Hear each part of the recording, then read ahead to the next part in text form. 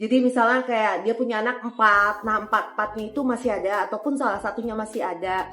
Nah itu jadi harus didiskusikan lagi. Tapi itu bisa menjadi tindak pidana. Kenapa itu bisa jadi tindak pidana? Kalau misalnya sertifikatnya itu kan dibuat atas nama istrinya, misalnya suaminya udah meninggal. Nah pembuatan sertifikatnya itu tahun berapa itu bisa dilacak. Itu bisa jatuhnya pemalsuan. Nah, tolong digarisbawahi, itu bisa masuknya pemalsuan. Kadang kan kalau orang tua zaman dulu kan gak ada sertifikat tanah gitu kan, akte jual beli. Nah, akte jual belinya itu kalau misalnya dijadikan sertifikat atau dijadikan harta gono gini tanpa sepengetahuan keluarga, kakak maupun adik maupun orang tuanya, itu bisa masuknya malah pemalsuan.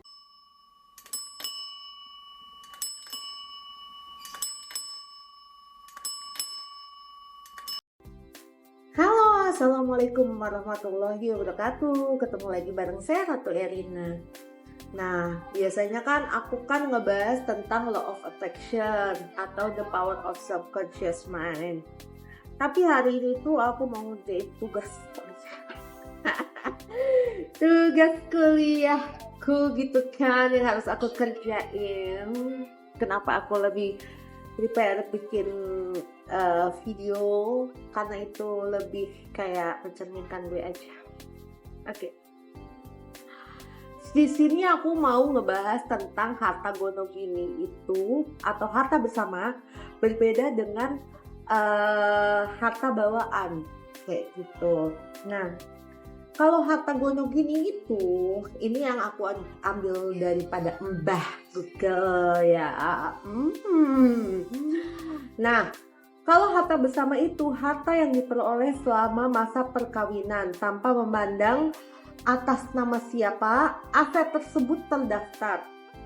Ini mencakup pendapatan kerja, aset yang dibeli, atau pengembangan dari harta bawaan. Saat perceraian, harta ini dibagi menjadi 50-50 untuk masing-masing pihak. Nah, kalau harta bawaan, harta yang dimiliki sebelum perkawinan, serta warisan atau hadiah yang didapat selama perkawinan. Harta ini berada di bawah penguasaan masing-masing suami atau istri. Nah, jadi kalau misalnya, kan sekarang banyak nih kasus-kasus gitu kan, yang kayak, oh ini tuh sebenarnya harta bawaan, ini tuh harta gono gini. Nah, kadang itu orang itu tidak tahu mana yang harta bawaan itu yang malah jadi digugat. Harta bawaan itu sebenarnya itu tuh tidak bisa digugat, karena kan itu kan harta bawaan kan.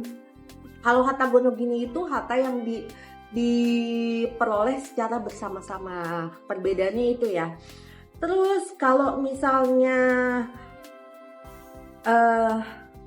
kalian tempatin rumah, ini contoh ya, kalian tempatin tempat rumah itu pemberian atau warisan dari orang tuanya. Nah, itu juga tidak bisa dimasuk ke dalam harta gono gini, karena itu harta bawaan, hibah yang diberikan kayak gitu.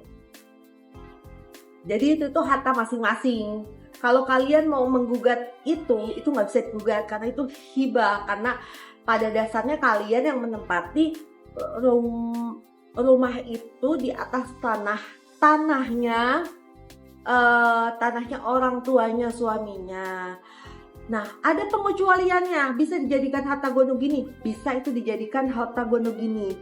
Tapi dengan catatan, keluar misalnya kayak ibunya masih ada, kayak gitu kan, ibunya masih ada, terus